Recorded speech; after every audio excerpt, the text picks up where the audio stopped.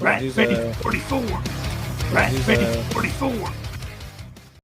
Welcome back to another Ratface 44 reviews. My name is James, and today we have G.I. Joe Classified Series, Mutt and Junkyard. So let's get this started!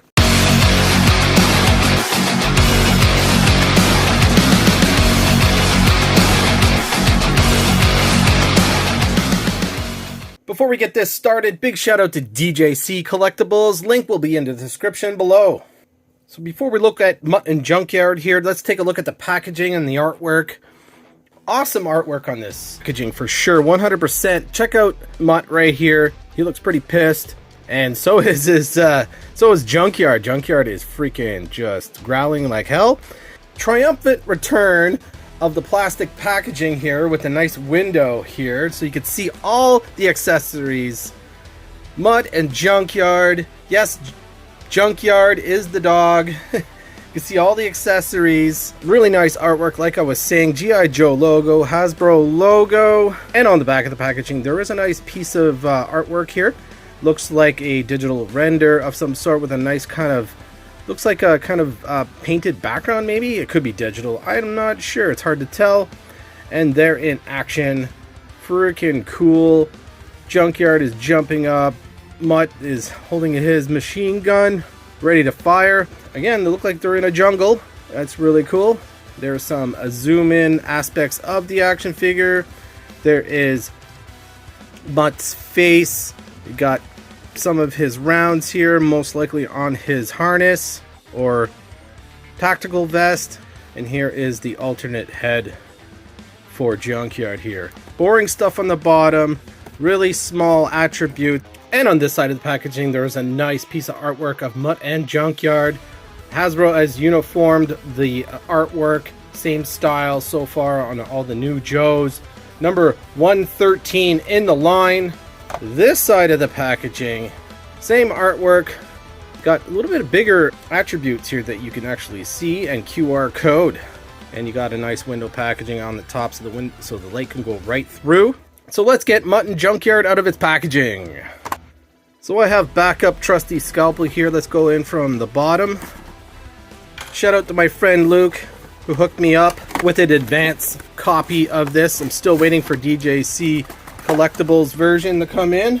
There is Mutt and Junkyard in the cardboard imprisonment. Plastic imprisonment, I should say.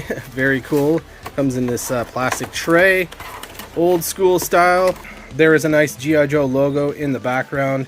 So let's get Mutt and Junkyard out of the plastic. So I got all the accessories all out of the packaging.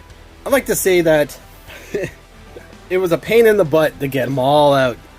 Since the weapons are very soft, they just kind of like bent right out of it. Anyways, let's go ahead and take a look at the accessories. Let's do this really quick. There's a lot of accessories. So first off, we have this tiny little knife, silver blade. I believe we've seen this before in the line, and it is made of a soft plastic and is bent to hell. When I cut it, basically I had to cut it out to get it out because it was just stuck in there. Next, we have a sidearm with a nice green paint job on it. Nice detail. Port for blast effects. And we have a couple of sets of goggles here. So here is the smaller one here. Has a kind of a gold tint on the lens. And the second one is a bigger one to go around the helmet. Same golden type flake paint job on it. Really nice. Next, we have Mutt's muzzle. It has like some sort of red paint on it, some green paint on it, also done in this kind of black bendy plastic.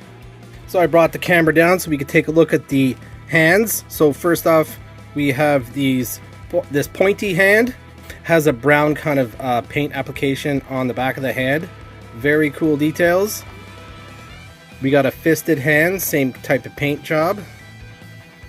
We have a holding hand. I believe this is the first time we get a holding hand in the classified line.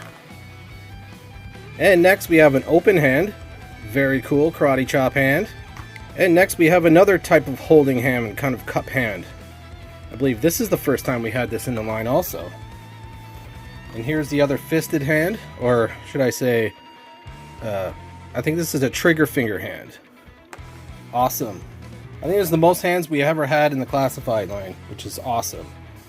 So we have a baton, just like what Shockwave had. I believe this is the exact same one, done in black plastic, and it's not bent, which is awesome. I think that's the benefit of the plastic trays. But if the weapons are gummy, they're going to bend anyways when you pull them out. Like the tip of this rifle here bent when I pulled it out. Just the way it was placed in there. So we've seen this before. I think Grunt came with this machine gun. Has a scope, has a green paint application here on the barrel. Has a nice sight on it. I believe this is a removable magazine. And lastly, with the accessories, we have this nice kind of brownish green helmet. Very cool. I like this. It has like a wash on it. As you can see, the inside is like a shiny black plastic. It kind of has this brown wash on it, or green wash. Hard to say, probably both. Not much detail on it, but it's very cool. It has like a hole on the side, and I believe there's a kind of a seam. So let's go ahead and take a look at Junkyard and leave Mutt to the end of this video. Check it out. This is awesome, man. Holy crap. Very, very cool, man. This is the highlight of this action figure set for sure. Let's go ahead and take a look at the paint applications on this and the aspects and articulation. Pretty sure this is going to be crazy articulation, just like Snake Eyes' dog, Timber. This one has seems like has a lot more paint applications than that dog, or wolf I should say. So let's go ahead and take a look at the head here. Very cool. Check out that angry face. That is awesome. You can see there's brown here and there's black on his head. Has some nice white eyes. You can see the pupils in there. You can see the gums, the teeth. Has a red collar. Holy moly. I'm very impressed so far of this, the details of this dog. He has this really cool kind of green, two-tone green harness. There's a handle here. It's made of soft plastic.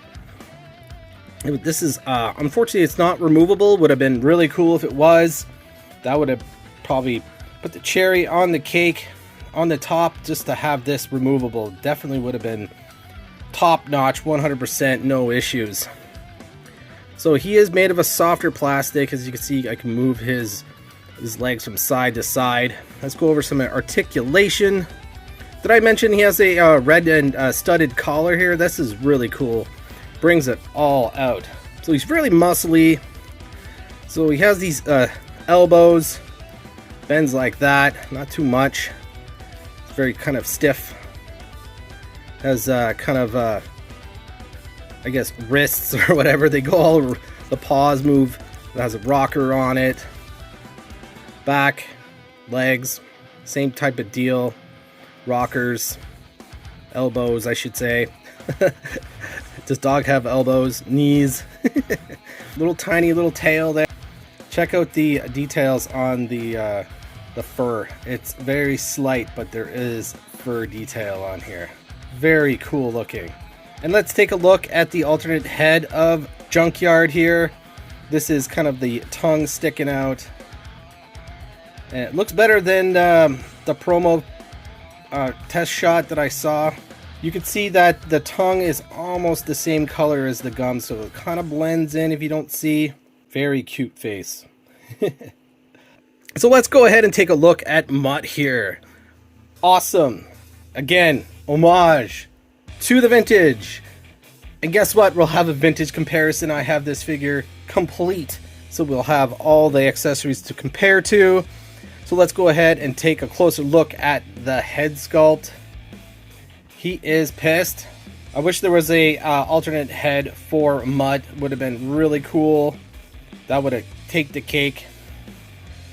Take a look at that, man. He's freaking pissed. You see the teeth. Nice epic mustache. His hair is kind of combed to the side. He's a little bit wobbly in the torso area. Recently, all the figures I've been looking at, specifically Helix, buzzer. They all have a loose abs. Loops, kind of loose in the waist, I should say. Looking at his face, he has a 5 o'clock shadow, which is nice touch. Take a look at that. Very cool. He looks actually like a real person. Amazing. 10 out of 10 face sculpt for sure. Awesome. So as we move down, as you can see, he's wearing this green shirt, and he has this tactical vest, and he has these red kind of shoulder pads on the tactical vest. Very nice detail. There is a patch on his tactical vest. It looks like a star, maybe. Let me know in the comment section down below what that means. Most likely he's like a dog trainer specialist. That's what I'm guessing. You can see some nice leathered details on this tactical vest. There's some clasps right here and done in black. A knife sheath. And you can see some rounds right here, unpainted. I believe on the box they were painted. I'm going to take a look at that. So you can see on the box here, you can see the rounds that are painted here. And unfortunately, the rounds on his chest doesn't seem to be painted. Maybe it's very, very light. Very light paint job, actually. There is a little paint. You can barely see it. That's kind of unfortunate. He has some chest hair down by his neck here. That's really cool. Got some forearm hair. Got some pouches. Rolled up sleeves. And again, we already taken a look at the extra hands, and they have these backhand kind of guards. As we move down, he has a floating belt in a soft plastic with pouches. There is a kind of pepper spray, I believe. That's a nice little red color detail. Moving down, he has green pants with some, looks like some sort of cargo pants. Got some brown knee pads. Got a holster for his sidearm. Very cool brown straps that go around. Nice details. Painted detail here. Brown boots with black shin guards and black kind of top of the foot guards. And we've seen these boots before in the line. On this side, you can see on his arm he has a forearm guard, so you can do the training while the dog bites his forearm. And seen this before when they do dog attack training. Nice leather detail done in brown. Very cool glove, and I believe the vintage one is like that also. So let's look at some articulation. Let's concentrate on the butterfly so-called shoulder joints here. They move a little, not too much. There is some hindrance with his vest. Unfortunately, he cannot, hold his gun cross. It reaches, but it doesn't stay. Like I was saying, you get a little bit of a good T-pose out of that. About that far back. Got hindrance, of course, like I was saying, with the vest, with the abs. Got a twist, double jointed knees and elbows, pinless, and that's pretty much it. It's pretty standard articulation. Unfortunately, Hasbro still hasn't got their act together with these shoulder joints here, that they can't hold their gun with the cross arms, unfortunately. Putting Mutt and Junkyard beside each other, let's go ahead and gear them up. So here's Mutt all geared up. So I put his helmet on with the goggles, and they're going to stay like that permanently. I put his muzzle on, his face. I don't know if I'm going to keep it like this. It does look kind of cool. So pro tip, I would suggest to take his head off and then put his muzzle from the bottom, and just that you don't stretch out this band. So that's kind of the easiest way of doing it. That way, you don't do any damage to the accessory. But I'm not really too sure where I could put this. Unfortunately, he doesn't hold all his accessories. It would have been cool if he had some sort of a loop on the belt so he can put his baton just like that. Would have been really cool. Or nightstick, or whatever you want to call it, along his belt. But I figured you could put it like inside the belt like that, so at least he could hold on to it. I know he could hold on to it with his other hand here, but that's one thing I wanted to try out. Some of his extra hands. The peg is very thin, just to be aware of that. So one of the cool things is let's try out his pointing hand. There's only one, unfortunately, so you're gonna have to make him hold his gun with his left hand and put his pointing hand on the right. It looks like the wristband is loose, and I almost lost it. So, so you can put his watch wristband on his wrist like that, and it's really cool that he has a pointing hand. That's very cool, and we can keep his trigger finger. And am I bending this tiny little peg, which is really, and it looks like his forearm guard here is removable also.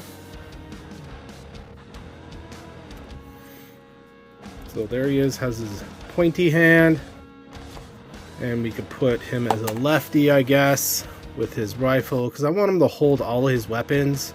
And the stock on this accessory slash machine gun is very soft, so just be aware of that. So now he has the pointy hand. I might keep it like this. And also, you know, he has some other hand signals, you know, like the cup hands and stuff like that. And I'll have some glamour shots at the end of this video with some of his other accessories, like with the other goggles. You got a lot of options with Mutt and Junkyard here.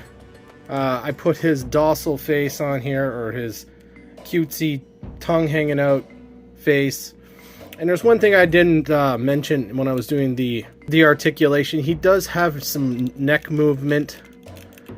You can make him like that. It's from side to side, and he has some other, like another point of articulation down right here. That's which is really cool. You can get a lot of cute little attitude out of his face. So I wanted to do a size comparison with Timber and Junkyard here. As you can see, you know, relative size, a wolf is a lot bigger than a Rottweiler, 100%. So they got that right, which is really cool. So these are the dogs for G.I. Joe. So far, I hope they come out with other pets and other companions, which I'm really looking forward to. So let's go ahead and do a vintage comparison. I got my complete Mutt and Junkyard here. Let's go ahead and take a look at that close up. It's pretty much the same exact figure. I know Classified has a highly more detailed for sure. Let's talk about the accessories. I know the vintage Mutt here has a little tiny little submachine gun with a really long suppressor on it, but definitely the Classified does highly resemble the vintage. Definitely more paint applications on Mutt here for sure. I kind of wish they paid a little bit more of an homage with his unique weapon. Would have been really cool. You know, they both have masks with, you know, and helmets with goggles on. I like how the Classified has both black gloves, very nice details, rolled up sleeves, same kind of red on the shoulders, knife sheath, rounds on the protective vest, got a nice holster, brown knee pads, brown boots. The brown is a lot lighter on the vintage figure, but very, very nice homage. I really appreciate that, which is really cool. And Mutt here, I have two Mutts, so we can do a comparison. So I have two Mutts, so we could take the one without the leash. And that's one thing that's missing on an actual leash. But I don't think a service dog needs a leash. I'm not 100% sure about that. I'm not a dog expert. So there's my vintage comparison.